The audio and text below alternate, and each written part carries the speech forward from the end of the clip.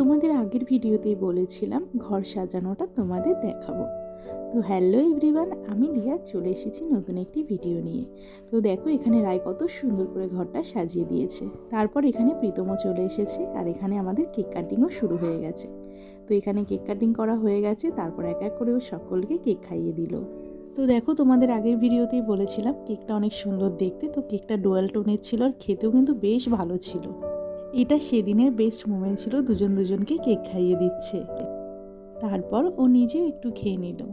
তারপর শুরু হলো গিফট আনবক্সিং করার পালা। তো আমার উনি প্রীতমের জন্য একটি ওভার সাইজ টি শার্ট নিয়ে এসেছিল, যেটা প্রীতমের খুব পছন্দ হয়েছিল। তারপর এখানে আমার গিফটটাও আনবক্সিং করে নিল। জানো তো, আমি যে গিফটটা দিয়েছি সেটা সবার কাছেই সারপ্রাইজ ছিল। তো প্রীতম গিফটটা দেখে সত্যি অবাক হয়ে গিয়েছিল, আর ওদের গিফটটা সত্যি খুব পছন্দ হয়েছিল। আমি ভেবেছিলাম এমন একটা গিফট দেওয়া যাক যেটা ওদের স্মৃতি হিসেবে থেকে যাবে। তো প্রীতম বলছিল এই ফটোটা আমি আমার দেওয়ালেই টানাবো। তো তারপর এখানে আরেকটা গিফট আনবক্সিং করে নিল।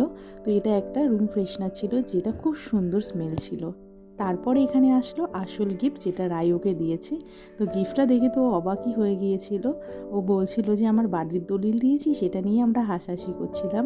তো গিফটটাও একা খুলতেই পারেনি, সকলে মিলে চেষ্টা করেছিল গিফটটা খোলার জন্য। তোমাদের যদি আমার ভিডিও ভালো লেগে থাকে অবশ্যই একটি লাইক, কমেন্ট এবং শেয়ার করে পাশে থেকো।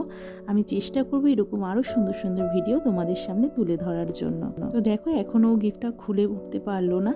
তো দেখেই বুঝতে পারছো কতটাও এক্সাইটেড ছিল। তো সবাই মিলে চেষ্টা করে গিফটটা খুললো। তো যখন ও গিফটটা দেখলো, ওর মুখের হাসি দেখেই বুঝতে পারছো কতটা খুশি হয়েছে গিফটটা পেয়ে। আসলে কি বলো তো, প্রিয় মানুষের কাছ থেকে পছন্দের গিফট পেতে সকলেরই ভালো লাগে, সেটা ওর হাসি দেখেই তোমরা বুঝতে পারছো। তো বেসিক্যালি এটা একটা সাউন্ড সিস্টেম ছিল। পছন্দের মানুষের থেকে পছন্দের গিফট পেতে সত্যি ভাগ্য লাগে। তোমরা কারা কারা পেয়েছো অবশ্যই কমেন্টে জানাতে পারো। তো এটা পেয়ে এক একজন এক এক রকমের গান জানালো স্টার্ট করে দিয়েছিল। তারপর এখানে ভাই আর রায় মিলে নাচও শুরু করে দিয়েছিল।